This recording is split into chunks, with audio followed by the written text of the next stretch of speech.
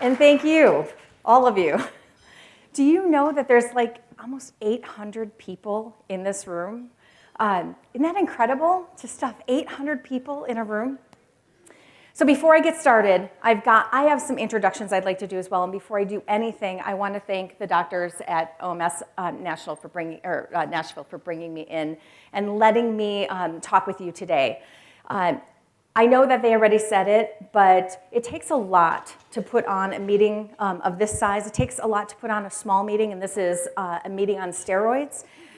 So thank you, Katie, for being such a great coordinator, professional, amazing, and it's just made my visit wonderful, so thank you. And I mean, like, really thank her. But, okay. Because you have no idea, unless you've been an event planner, how much time it takes to put something like this on, and she does it throughout the year. So it was such a great introduction. I feel like I don't really have to tell you a whole lot about myself. You already know that I'm involved in a lot of different aspects of dental hygiene. I love being a dental hygienist. I love all of the aspects of the hygiene career, what we do. In my free time, oh yeah, that's right, I don't have any free time. I have no free time. But someday I aspire to have free time again. So before I get rolling, I'm from Wisconsin. Like I love the Pacific Northwest. It's my home now, but I am a Wisconsin girl. Just like some of you could probably say, oh yeah, like I'm a Tennessee girl. I'm a Tennessee, and you know what that means. It's different than people who move here. They come here, it's not a part of you in the same way. So I am a Wisconsin girl. How many of you have been to Wisconsin? Wow, on purpose? Really? That's a ton. All right, how many of you have lived in Wisconsin?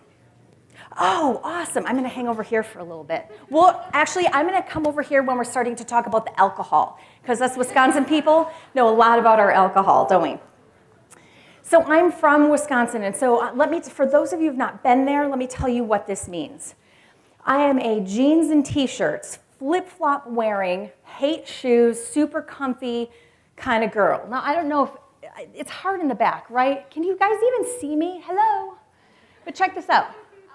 Oh, hey. Okay, so see it? I did this for you, okay? I don't like shoes, and they will not be on long. So the back row, if you want to stand, like I'm going to get shorter by about 5 inches in about a half an hour. So the shoes will be coming off. I'm also extremely blunt. I believe that the topics that we talk about, the topics that I'm talking about, we don't have room to sugarcoat. We don't have the time to be able to just kind of fluff around this stuff. So I'm going to be very honest and very brutally honest about some of the things that we're talking about today.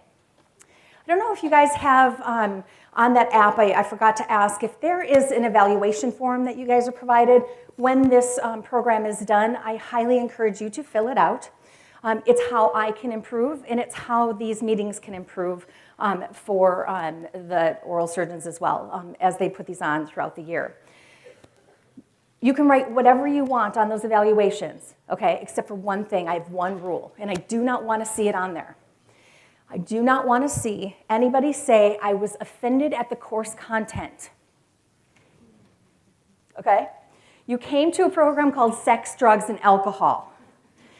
So you know what we're talking about today, right? Okay, so you can't write that. So what is a dental therapist? So I started in practice what seems like an eternity ago, 20 years ago.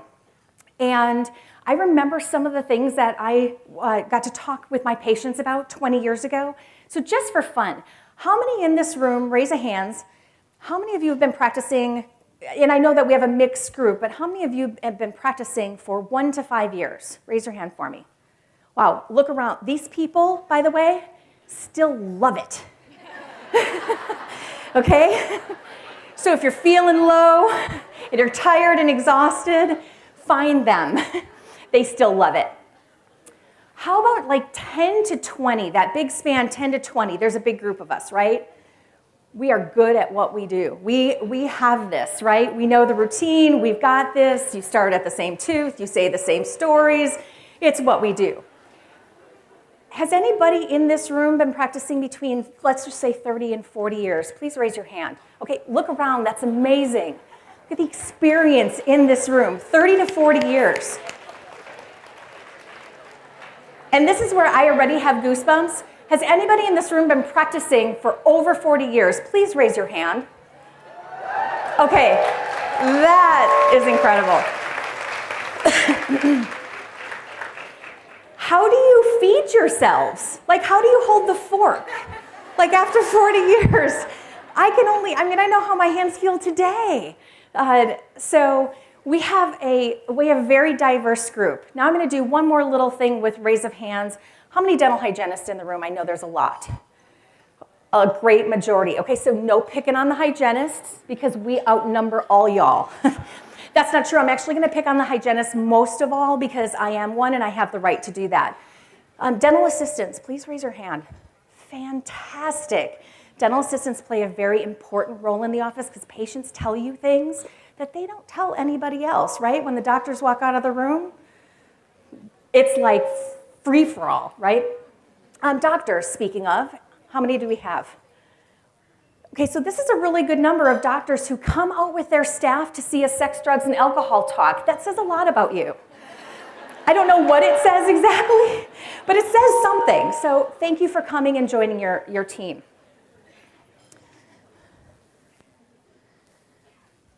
Office administrators, front desk team, raise your hand for me.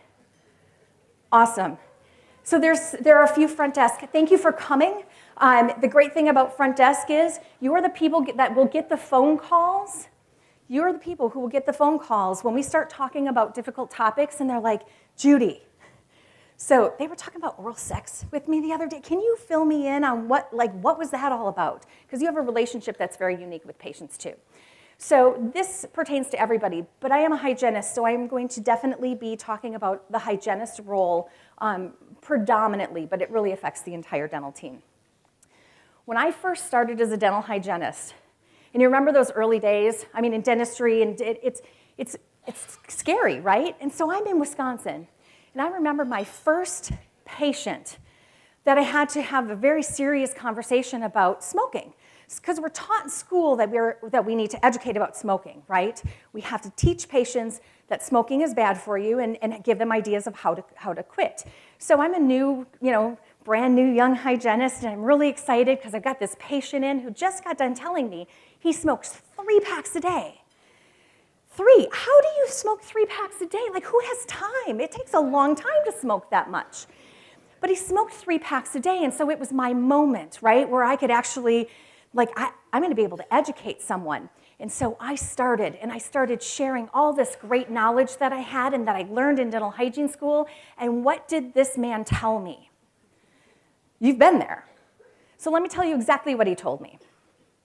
Listen, honey, I have been smoking longer than you've been alive.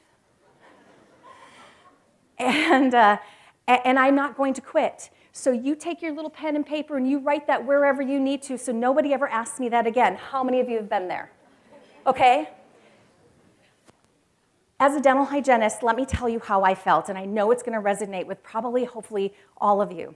I got done with dental hygiene school, and I felt like, okay, I pinned on my cape, right? How many of you pinned on your cape when you got done with dental hygiene school? Yep. And what were we going to do? We are going to save the world. One string of floss at a time, right? And so we go out into practice and we're like going to save the world. And then what happens? Your job kind of gets in the way of that. Those moments don't happen every single day. And you have patients who look at you when you're so excited to help them be healthy. And they look at you and they go, honey, I've been smoking longer than you've been alive. So it kind of takes the wind out of her sail a little bit, right? So I think about those early conversations of talking to patients about smoking and chewing tobacco. And I remember thinking how hard it was at the beginning and how common it is today that we have those conversations. It's become very common, right? We still talk to patients about smoking and chewing tobacco. But the world is changing. And patient issues are getting more complex. And so the conversations we're having with patients are getting harder along with it. So what is a dental therapist? How many of you feel like a therapist in that treatment room with those patients for a lot of different reasons? We have a lot to talk about, and our patients are coming in with a lot of problems and using a lot of substance abuse. So what today is meant to do is several things. We're going to take 6 topics. We're going to talk about e-cigarettes, meth, marijuana, vaping, bulimia, HPV, and we're going to just talk about what are these things. What does it have to do with dentistry? And most importantly, how do we start having really good conversations? How do we change the way we communicate with patients and educate them on these not so easy to communicate topics? Okay, so we're going to definitely hit hard on the communication aspects. So this is my family. I'm showing you my family. By the way, the big guy's Jim, and the little guy is Brad. And he'd hate it if I called him the little guy, but the little guy is Brad. I met Brad. I acquired him along the way. I didn't just find a teenager along the street and take him home. No one would ever do that on purpose.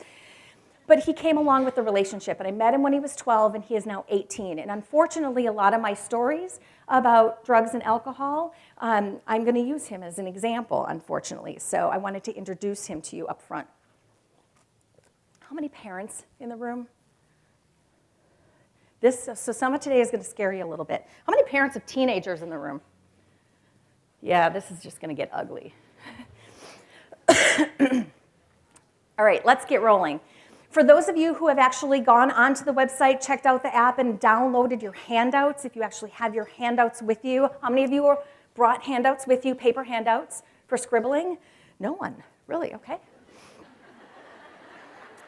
So this part's going to be completely useless to all of you. Every time you see this notebook, it basically tells you where we are in the handout. So, like, never mind. We'll just kind of skip through that.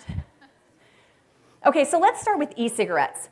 E-cigarettes are complicated to me, and they're complicated because I was trained, I was taught that in teaching patients and talking about certain issues, it is really important to have lots of research in your back pocket. Patients want proof, right?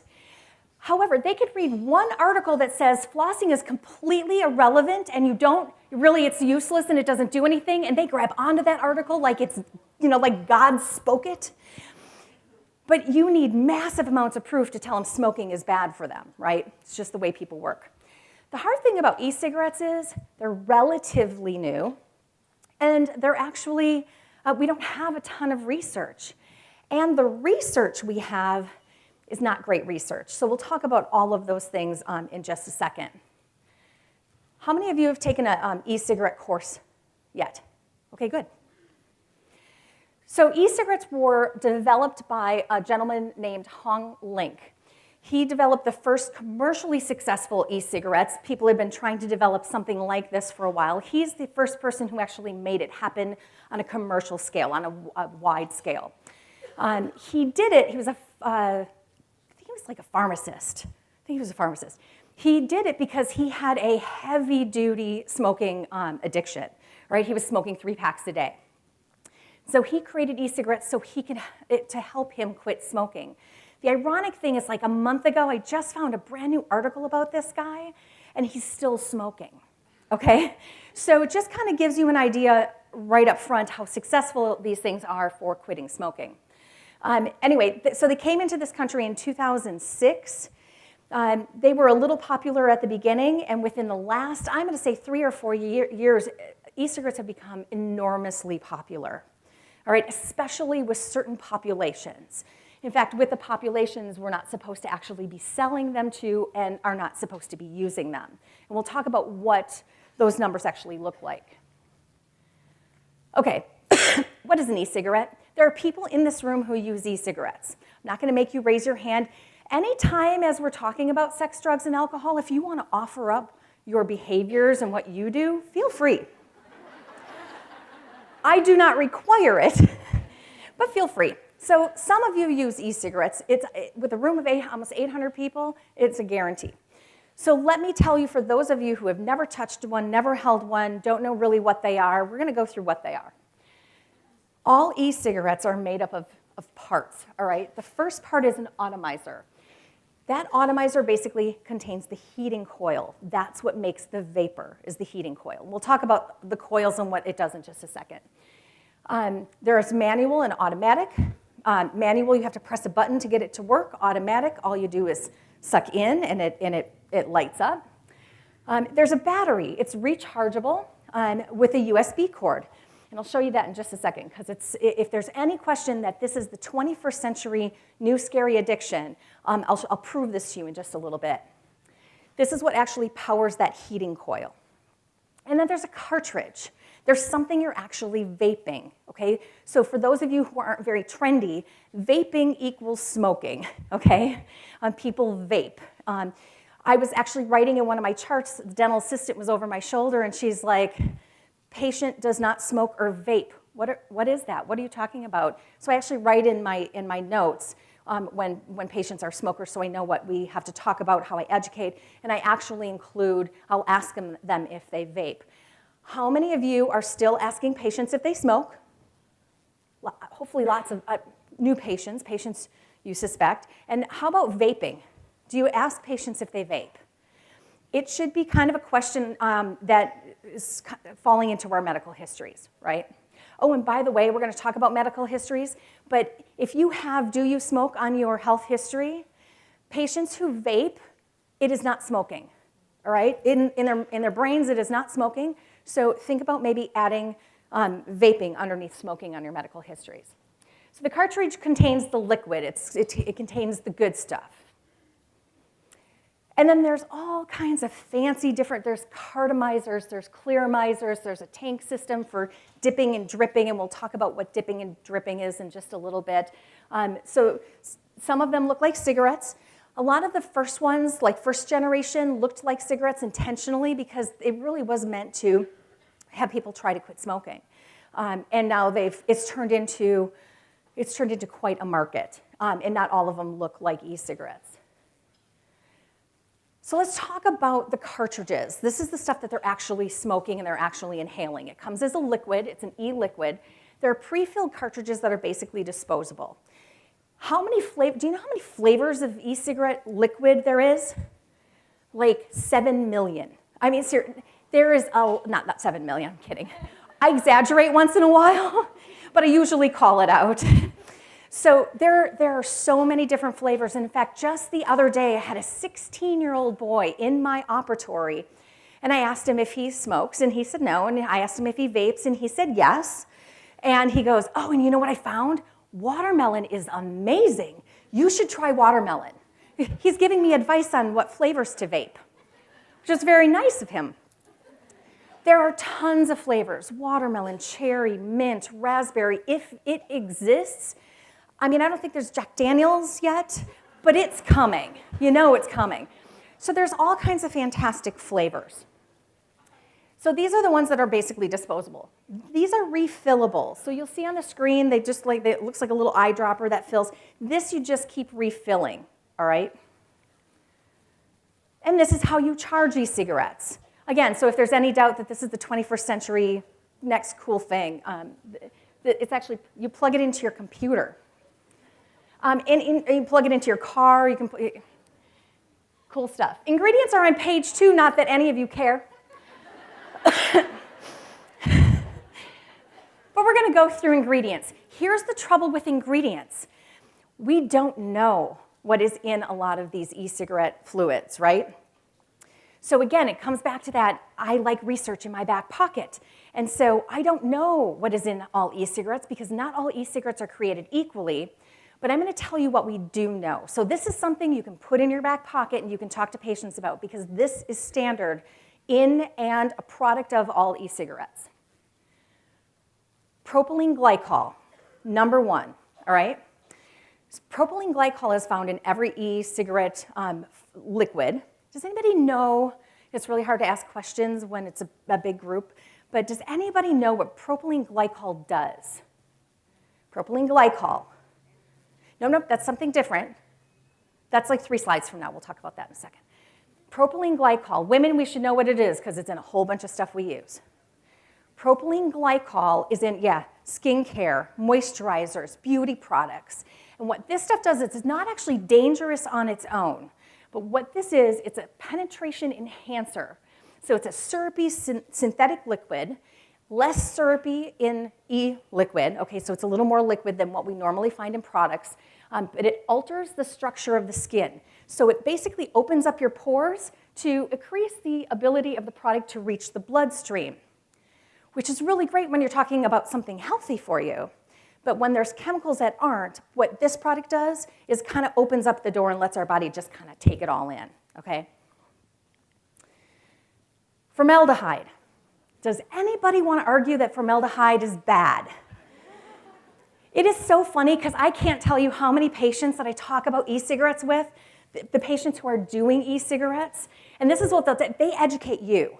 How many of your patients educate you about stuff that they got from research on the internet? And so I've had patients say to me, well, you know, e-cigarettes do not have the same cancer-causing agents as traditional tobacco cigarettes. And I say, you're right, they don't. They have their very own grouping of cancer-causing agents, okay? So just because they don't have the same doesn't mean they don't have their own. I also have patients say, oh, my e-liquid, it's made in an organic e-cigarette shop, and it's really not bad for you. This is the problem. It is not, with e-cigarettes, all about what's in it. It is. But in addition to that, it's about what happens when that liquid hits those coils and it gets heated up, all right? So in that chemical process, things are formed. Formaldehyde is formed, and it happens during the vapor production, okay? So it's released during the vapor production. So when people say, oh, mine's all natural and organic, it doesn't matter, because this happens every time an e-liquid hits those coils. Formaldehyde, if you don't know, is a colorless, odorless, poisonous gas. And I'm about to show you about 4 slides that just kind of prove that, all right? Not that we need proof. In 1987, the US Environmental Protection Agency said, oh, formaldehyde is bad. International Agency for Research on Cancer kind of jumped in and said, yep, we agree. 2011 National Toxicology Program totally agreed. So if there's any proof that patients need, a whole bunch of really smart people decided formaldehyde was bad a long time ago. A whole bunch of research has been done on formaldehyde. Formaldehyde happens in a lot of different industries, which is why you'll see OSHA on there, because OSHA jumped in and got involved when they were finding that exposure to formaldehyde was leading to nasopharyngeal cancers. And so they kind of jumped in different industries to kind of, again, discuss that formaldehyde is bad. Acetaldehyde. Acetaldehyde is also, again, produced in the vapor production, okay? So we can't get away from this. It's a chemical byproduct, toxic. It is a carcinogen. It breaks down in the kidneys. And with alcohol, it just increases our chances for GI tract and liver cancers. So again, one more piece of evidence that we have some things that happen in e-cigarettes that actually do cause cancer. Questions so far? By the way, if there is a question, please raise your hand and be obnoxious as you can. We do have a mic that you're able to, even those 800 people in here, you can still ask questions. Diethylene glycol, used in antifreeze, right? Diethylene glycol is the thing that they most recently discovered is in e-cigarettes. So let me talk about diethylene glycol, though, because people kind of freak out about this because it is used in things like antifreeze, and no one could imagine drinking antifreeze. You know that that would not be good for you. So up until 2009, no one tested e-cigarette. There was like nothing happening as far as testing this stuff. In 2009, the FDA finally thought, you know, maybe we should start testing this. So they tested a bunch, okay, so a couple handfuls of different cartridges to see what was in them. And they found trace amounts of diethylene glycol. And of course, this kind of hit the internet and it kind of spread like wildfire for a while because people were freaking out. This is not good stuff. But it's trace amounts. And so what they found was actually within the limits of health, okay? So So just understand that people talk about this a lot. There's not a ton in there, but trace amounts were found in e-cigarettes, or in the e-liquid. It's a colorless, odorless, poisonous liquid, and it's used in antifreeze. So now is a good time to talk about the coils, because if most of the bad stuff that we know is in e-cigarettes happened during the vapor production, we need to talk about that vapor production and how that happens and what affects the chemicals that we're taking. So if you go shopping for e-cigarettes, which I have, because, oh, this is a good time to tell you, so have you guys ever heard of like a method actor? You know what method acting is? So like if you want to play a homeless person, you go live on the street for 3 months and you can get in touch with that character. I'm a method lecturer, okay? Haha, topic. For you, I've done a lot of research that I normally wouldn't do in my normal life, but for research and for you, I have tested some of these things out. Not meth. I draw the line at meth. So in my hands-on research of shopping for this stuff, what they do is they try to sell you on double-coiled units. So some units have single coils, some have double coils. What does that mean? It's basically heat. So all of the good stuff that is in an e-cigarette, the good stuff, happens when the unit gets hot. The hotter, the better, right? So if heat is where all of these bad chemicals happen, it only stands to reason that the hotter it is, or the double coiled, are going to have more of these chemicals in the vapor production. So if you go to a double coil, which really gets nice and hot, you'll find that the vapor temperature is increased, flavor intensity is increased, which a lot of people like these flavors of e-cigarettes, so they want a flavor intensity. The vapor density is increased. So let me tell you, you've seen people use e-cigarettes, right? Has anybody never seen one of these in action? The interesting thing about them is you can regulate. So if you want to turn down that dial, say like you're 13 and in school and trying to vape on school grounds, you're not going to crank up that vapor production, right? You're going to keep it nice and low so you can get away with it. But if you're at a concert, so the last concert that I was at was Five Finger Death Punch. So some of you know who that is. So there was a lot of vapor happening, okay? They had those things cranked. And so when people choose to, you have this big plume of vapor. And then finally, it increases your throat hit. Now, I don't know exactly what that means. To me, it doesn't sound like a good thing. I prefer things not hitting my throat, but apparently that's an added benefit of the double coils. So let's talk about nicotine. Here's another thing your patients will talk to you about that is really interesting, especially your young patients. They love telling you about the nicotine levels in e-cigarettes. So nicotine is not good for us, right? We know this. It is addictive. We have been fighting this battle of nicotine in the dental industry for how long with our smoking patients? Nicotine is a stimulant. It increases blood sugar levels. It's just, we know it's not good for us. And it's highly addictive. So let's talk about nicotine in e-cigarettes. Now, they have some new levels. They've added levels for whatever reason in the latest research that I've done. So just so you know, there's like medium low and there's medium high, and so they have new levels with different amounts. But this is basically what we're looking at. There's high levels of nicotine. About 36 milligrams of nicotine are found in the high level groupings. Medium is about 24 milligrams and low is 12 milligrams, okay? And 0 is, you would think, right? So remember that FDA report, that test that the FDA did in 2009 that we referenced before? In that testing, they did tests on 0 nicotine e-cigarette juice, and guess what they found in there?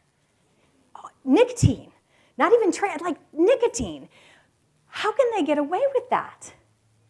It's because up until very recently, there have been absolutely no laws or mandates on e-cigarettes, which means they can pretty much do whatever they want. Do you know that more than half of the e-cigarette liquids are not manufactured at a manufacturing company? Do you know where it's manufactured? In some back room in like a vat. They're stirring a bit. That's what I picture. I've never seen anybody make it, but that's what I'm picturing, is this big bubbling vat. of whatever, little this, little that. So we have no idea what's in this stuff. So at your organic shop where you have your, really healthy vaping stuff, we don't know what they're putting in there. So let's do a little comparison. Typically, cigarettes have anywhere between 8 and 12 milligrams of nicotine. Typically, we're looking at about 12. So if you're smoking high levels of the higher concentration, you're tripling your nicotine. Now picture this. Our patients are using this to quit smoking. So what happens when you quit smoking on the patch? You still smoke, right? What happens when you quit smoking using e-cigarettes? I'm going to show you the percentage of people who continue to smoke while they're using e-cigarettes to quit smoking. So you're just adding even more nicotine. People are actually getting more. It is an enormous industry, and it is not going to change really soon, all right? It is extremely popular. So for those of you who think, oh, this is a fad, and I don't really have to become too involved, I don't have to really get worried, this isn't going anywhere. This is extremely popular, it's really trendy, and it's kind of our new scary thing in dentistry. $3 billion industry, and it's probably on the rise from there. Regulations. So I'm going to tell you the way it is today, and I'm going to tell you what's happening in the next year or two with regulations. Cigarettes, it's kind of nice. They're federally regulated, right? So even though cigarettes are kind of bad for you, they're regulated. So you kind of know what's in them. They have to list the ingredients, right? They have certain rules they have to follow. Up until 2017, there's absolutely no regulations on e-cigarettes, none, zero. Oh, that's not true. You're not allowed to sell them to a minor, all right? And we'll talk about that in just a second. And we'll also talk about the new FDA regulations in just a second. So these are ads for e-cigarettes. So how many of us are old enough to remember the Marlboro Man? Oh, I love that. People like, yep, totally cool with it too. So let me tell you about the Marlboro Man. And I'm gonna justify this statement because I got into a little bit of a discussion with somebody at a different lecture about the Marlboro Man. The original Marlboro Man, all right, I think he lived in Colorado. And he was the guy, right, the original dude. They created Marlboro Men with actors after that to kind of portray him. But the original Marlboro Man, does anybody know where he's at? What happened to him? Exactly, he died. And what did he die of? Yeah, complications from emphysema and lung cancer, all right? So when somebody is like, nope, because the Marlboro Man lives 3 blocks up from me in New York. Yes, one of the actors, and is perfectly alive. One of the actors who never smoked, but that was his job, he's still alive. But the actual Marlboro Man who smoked 3 packs a day, he is no longer with us because of complications from his smoking. So what they did is they took this dude who was really attractive, right? And I mean, for the Marlboro Man's time, those guys were sexy. And they took these sexy guys and they put this hat on them and they gave him a cigarette and everyone wanted to be with or sleep with the Marlboro Man, right? And then all of a sudden the FDA came in and said, whoa, we have a problem here. You can't make cigarettes look sexy. And so they stopped. These are current ads for e-cigarettes. So e-cigarettes, we are still able to make them look sexy. In fact, my favorite one is this one with a little bikini. That's a bikini, by the way. If you can't tell, there's so little there. But that is the bikini, and that's in Sports Illustrated. To me, I'm still under this delusion that Sports Illustrated is like a health magazine, which is probably far from the truth. But so these are all the portrayal of e-cigarettes. So we'll talk about some other scary things with e-cigarettes. E-cigarettes in children. So you see these little bottles. Remember I said they're kind of like eyedroppers? A lot of the e-cigarette liquids come in these little eyedroppers. Do you know that there's no safety seals on the e-cigarette eyedroppers? None. So you buy them, there's no safety seal at all. What does that mean? If Uncle Joe comes over, I don't know why I pick on, do we have a Joe in here? When I have somebody be naughty, it's always Joe. So anyway, when Uncle Joe comes over and leaves his pack of cigarettes, and your 8-year-old thinks Uncle Joe is cool and picks up the cigarettes and smokes all of them like at once, okay? Whole pack, all at once. What's gonna happen to this kid? Yeah, there'll be vomit. I mean, there's definitely going to be some sickness, right? They're going to probably get really sick. But remember that some of these e-liquids have 3 times the nicotine. So think about what could potentially happen to a child. I mean, literally with those levels, a young enough child, that child could die. There have been no deaths so far, but there have been kids rushed to the hospital for drinking because the stuff tastes amazing, especially the watermelon, I guess. Okay, e-cigarettes in teens. So as I was doing my research, I was checking out these e-cigarettes, and I'm like, and we're having family conversations. And I said, well, you know, they can't sell this stuff to teenagers. And my teenager, who at the time I'm going to say was probably 14. So Brad was 14. And he goes, they sell to teenagers all the time. Like, I happen to know people, you know, who buy these things. And I'm like, but they can't. And he goes, well, they do. And so what we did is so I said, you know what would be kind of interesting is we should send you in. We had a little shop. We should send you in and see if now you have to understand, my teenager is a little guy. Like, don't tell him I said that, but he's a very small teenager. So he looked like a kid. And I said, we should send you in there and see if they'll sell to you. And he's like, oh my God, that'd be great. He goes, I'll put my iPhone in my pocket and I'll turn on video and we can catch the whole thing. He's got this sting operation planned for this e-cigarette company. So, and his dad's like, no, you can't go in there. But we did, for science, for you. So I gave him money, and we sent him in this shop, and he walks out with my e-cigarette. So now I have one, which was handy because I needed to do more research and find out what this stuff was all about. So they sell to teenagers, and I'm going to prove that kind of a little bit more along the way. Here's another scary danger. It doesn't happen all the time, but I can't tell you how many times I've heard it happen. This happens to be just one picture that I chose that kind of shows that there's a heating element. We heat it up as hot as we possibly can, and they have exploded in the faces of young people. So the FDA has finally kind of swooped in, and they are going to create some regulations. So let's talk about what is going to happen from here, kind of here on out, as far as we know so far. As of the beginning of 2017, so just at the beginning of this year, the FDA has mandated that you have to, on e-cigarettes and e-cigarette liquids, you have to state that nicotine is addictive, right? They do this on cigarettes. Now they have to do it on e-cigarettes as well. There has to be warning sheets in stores suggesting that nicotine is addictive. And there's new labeling that they have to do. So the people who are making it in a vat in the back, they have to actually carry a manufacturer label for these shops that mix their own e-liquids, which is good. At least, here's the thing, people are still gonna put this in their body, but I wanna know, right? So if they tell me it's bad and they tell me what's in it and I choose to do it, that's on me. But when we're uninformed, that's on them. So this is the change for 2017. 2018 will bring a whole new mess of laws that are gonna be great. They are going to have their hands in everything, just like cigarettes, from manufacturing to import, packaging, labeling, advertising, the whole spectrum. They're going to start becoming extremely involved in what is actually in this stuff and making them tell us and put some limitations on the marketing and advertising and all of the things that we already have for smoking. Because here's the thing, it's the 21st century cigarette, right? Okay, so this is the statistic I had mentioned earlier.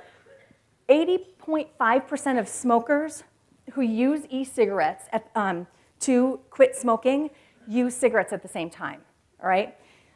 What this means is it's not really effective. However, please raise your hand if e-cigarettes have been effective in helping your patient quit smoking, and by effective, let me clarify, this means that they used e-cigarettes and then stopped using everything, right? So they're not still smoking e-cigarettes. To me, that's not effective. So how many of you have had patients effectively quit smoking using e-cigarettes? Yes, 1, 2, 3, 4, 5. So like a handful of us. I've had one. I've had one absolute success story. So think about this. 5 out of 800. So can it be successful? Yes. Is it consistently successful? No. Does the American Cancer Association recommend e-cigarettes for quitting smoking? Absolutely not. In fact, they actually, I think just the beginning of this year, they sent out a statement saying, hey, listen, we don't support this. This is not a good way to quit smoking. And this was in our office. And I just, you know, again, I've been practicing for 20 years. And it's such a joy when you get somebody, when you help somebody understand the importance of health and that you help guide them to get there, right? So this was the end of a workday and somebody very dramatically threw out their cigarettes. I think I did that. I think it was my patient. We're not sure. There's an argument of who actually succeeded in doing this, but this is a big win for us, right? It's a really big day. CDC reports smoking is lowest in 22 years. We did that. I mean, the medical field had a little to do with it, but pretty much dentistry almost single-handedly did that, right? Sometimes I just believe what I want to believe. So this is why e-cigarettes scare me, because now we are creating what? A whole new generation of individuals who are addicted to nicotine, among who knows what else is going to be found in this stuff. Sorry about that. Let's do that again. Okay, high school students starting e-cigarettes have doubled every year since 2011, all right? If you ask a teenager if smoking cigarettes is cool, what do most teenagers tell you? Disgusting. That's just, like, who would do that? A lot of teenagers find smoking disgusting, thus those great statistics. But they think e-cigarettes are super, super cool. I always say let's learn from our past, and I don't just mean e-cigarettes, I mean like in everything that we do in dentistry and life. Maybe think about learning from our past a little bit. So these are past advertisements for smoking. They're pro-smoking ads that came out in like the 19th and 20th centuries, recommending smoking for all kinds of great things like sore throats, asthma, mouth sores, and throat diseases. Because we know smoking is actually highly effective for these type of things, right? And my favorite is this one. As your dentist, this is the brand that I recommend that you smoke. So I don't know if this video is going to play. This is literally just for fun, and I'm going to kind of just reiterate my point. If it doesn't play, I'll tell you what it is. All right. Hold tight. Don't go anywhere. We're going to turn this up.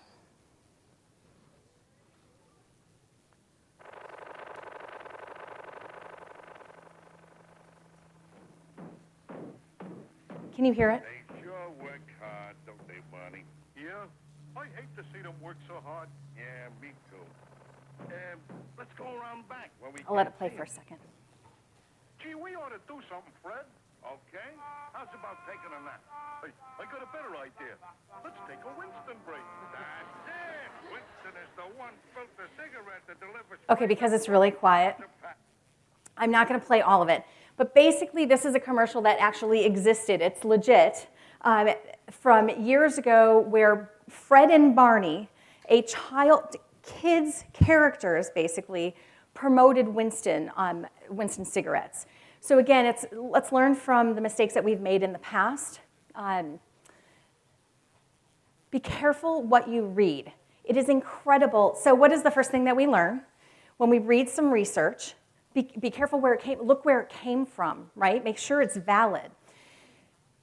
How many of you get most of your research from the internet? Raise your hand.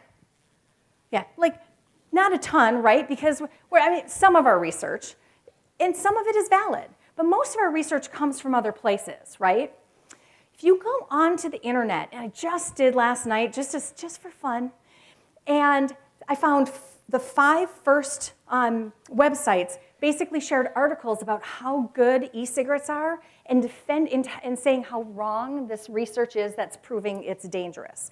Not only does it say it's not dangerous, it tells us that they're actually good for us. And in every single one of those articles, you want to take a guess who wrote the articles? 2 people, right. The manufacturers of e-cigarettes, the companies are really good at propaganda. I mean, they do a great job of putting all kinds of research out. It looks just like research. And then this organization called the National Vapors Club. You will find them on a lot of articles, pro-vapor articles. The National Vapors Club puts on a lot of research.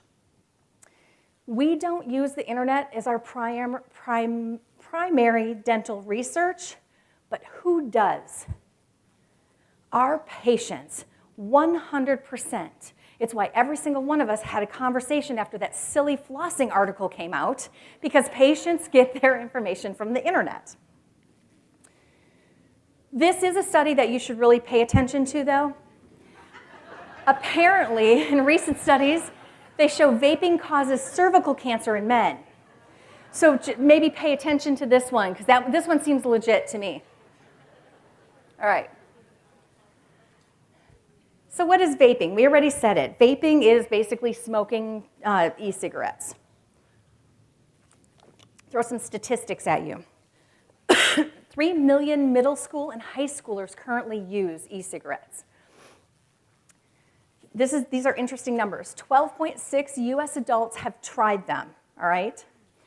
3.7 use daily, but 22% of all middle and high schoolers use e-cigarettes. So who is the predominant market for e-cigarettes?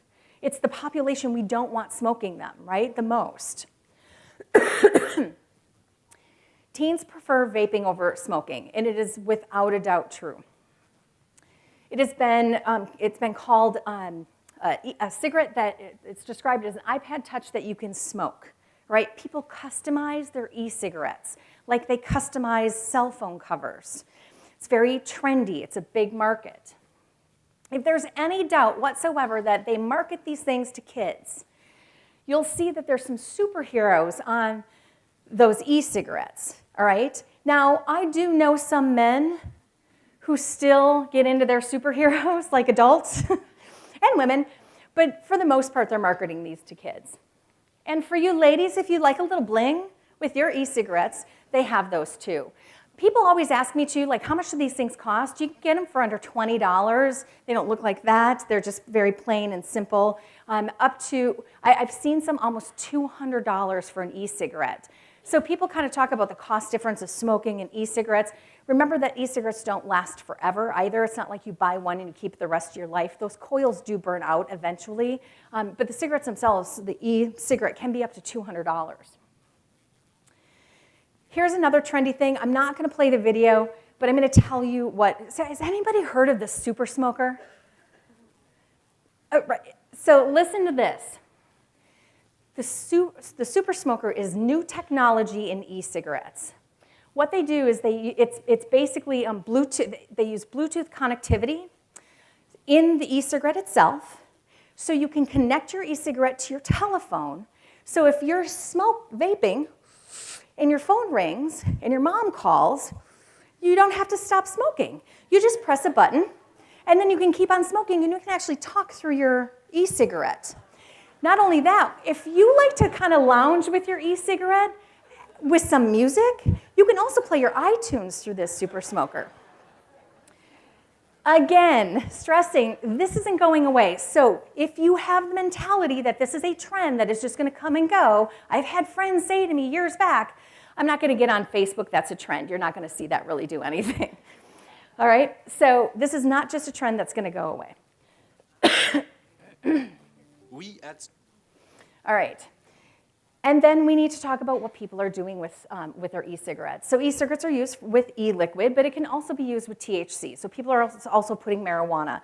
And we're going to do marijuana next. We're not going to actually do marijuana. Not here, anyway. If you want to, you can come visit me in Washington, but not here. But we're going to cover marijuana next. But they're using vape pens for smoking THC. The interesting thing is, again, if you've ever been next to somebody who smokes, if you keep that vapor down, how much do you really actually smell? It can be very subtle, and you don't even know they're smoking. It's not like somebody sitting next to you with a cigarette. So kids have been caught hiding on the playground smoking marijuana in their e-cigarettes. It's just making it easier for kids. And apparently you can get this stuff online. I don't know how that works with the whole against the law thing, but And somebody had asked me at like my last lecture, well, how much does that liquid cost? It's like $10 typically for just a little vial of that liquid. You get most of them for about $10-ish. But this has become a big, big industry. So the ones you're seeing here are, in fact, I think the one on the left-hand side of your screen is the most expensive one that they make. And they are over $50 for that little, it's kind of like the reserve. It's the fancy e-liquid. So there's a lot of new bans, and they're constantly happening, and there's a lot of changes that are going on. So if you really do want to start incorporating this education into your dental practice, you got to keep up with it because it's constantly moving. So this is a really great website, and you'll find it on your handouts. You know, oh, you don't have them, that's right. When you get your handouts from that really awesome app that they have, you'll have this so you don't have to jot it down. If you guys want to take a picture of it, by the way, if you want to take a picture of anything, feel free. www.nosmoke.org.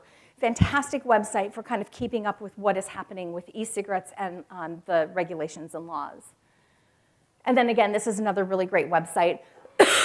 It's basically the FDA. So all you have to do is kind of Google search FDA, type in e-cigarettes, and they will give you a timeline from the day it entered this country to today as far as what's happening with rules, laws, regulations.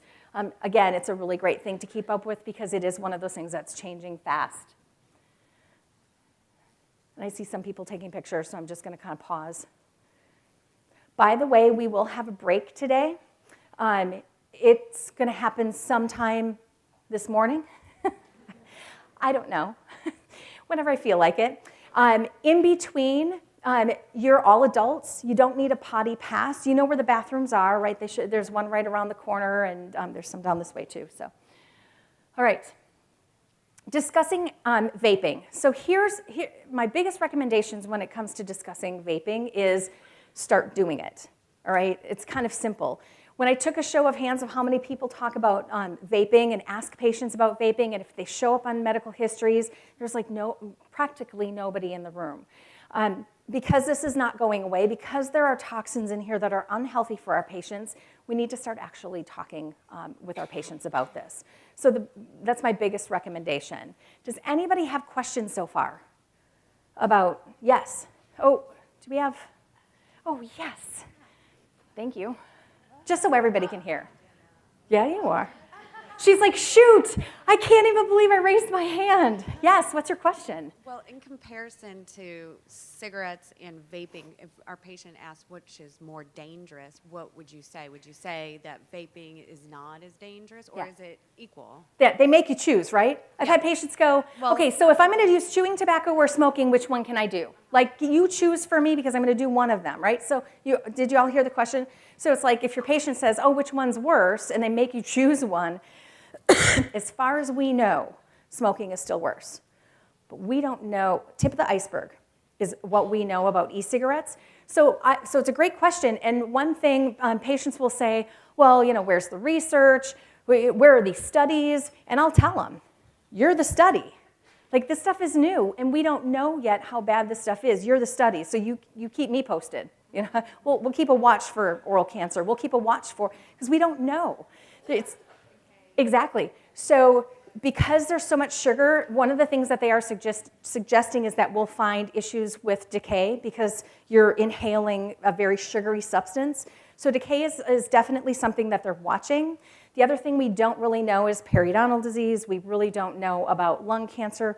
We don't know those things yet. Again, it's really tough. We don't have the research that we want. We will someday.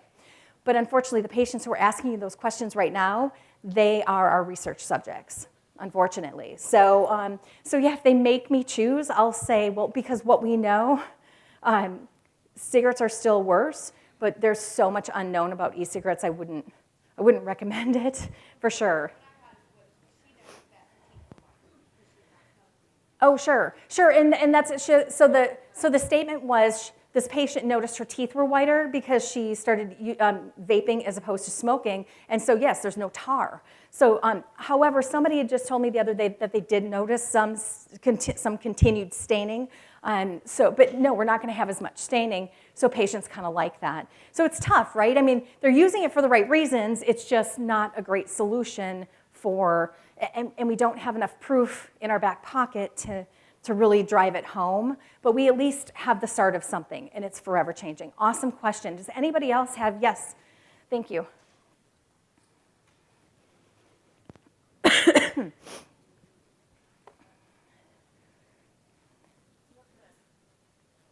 So what kind of sweetener is in the liquids? All kind. So remember, they're all made different places, so all kind. I've never read anything that xylitol is in there, okay? So I have not read anything that xylitol is in there. So pretty much every other sweetener possible is what they're using. They may use xylitol, I'm not even sure, but I've not read anything that, nobody's marketing xylitol. They will. I guarantee you'll see that. Well, this is going to be your dental vaping solution, right? So I don't know the specifics of what sugars are in there, but they use sugar to sweeten this, and it's not xylitol. So, yes. So we know about the dangers of secondhand smoke. What do we know about the dangers of secondhand vaping? I love that question. Okay, so secondhand smoke, what do we know? We don't know a lot. Okay? In fact, we don't know anything. So what I'm going to tell you is, I'm going to tell you what I think. And understand that is all this is pretty much what I think. It's really smart stuff. But this is not substantiated by any science. So the question is, what about secondhand smoke? Do we know if it's dangerous? And the thing is, we don't know if it's dangerous. So think about this. We've just started figuring out that e-cigarettes are not good for you. Do you remember how long ago they started figuring out that smoking was not good for you? How long ago was that? Decades and decades and decades, right? How long after it did we finally go, oh, wow, what about secondhand smoke? There was a big chasm of time in between. So now they're starting to actually finally realize that e-cigarettes are not good for you. It's going to be a while before they start investigating secondhand smoke, but I'm going to tell you what I think.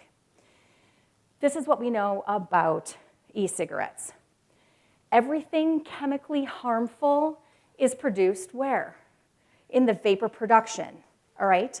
In the heating of those coils, so it's in the vapor. So it only stands to reason that if the vapor is carrying all of these chemicals, secondhand smoke is going to be potentially an issue. Here's the other thing we know about vaping.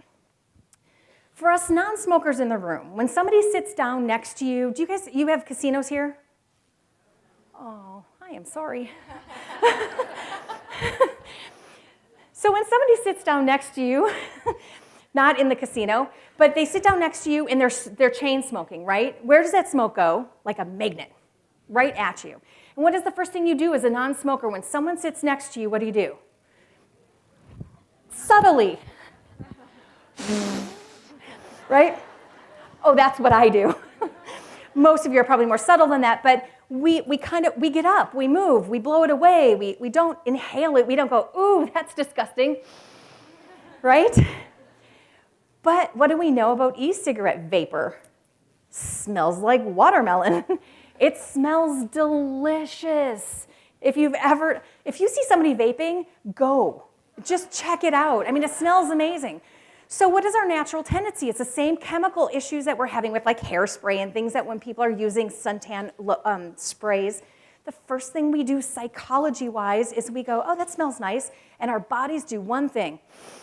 Oh, that smells good. Your natural tendencies is to breathe it in. So unlike smoking where you don't do that, so now we know that all those chemicals are in that vapor, and our first reaction is to go, whee, that smells great. So what do I think? I think we're going to find secondhand vapor is probably going to be even worse than secondhand smoke. But that is not substantiated by any research whatsoever. Great question.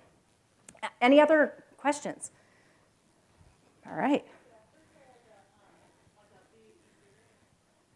What's that? Oh, yeah, hookah. Yeah, hookah is very popular.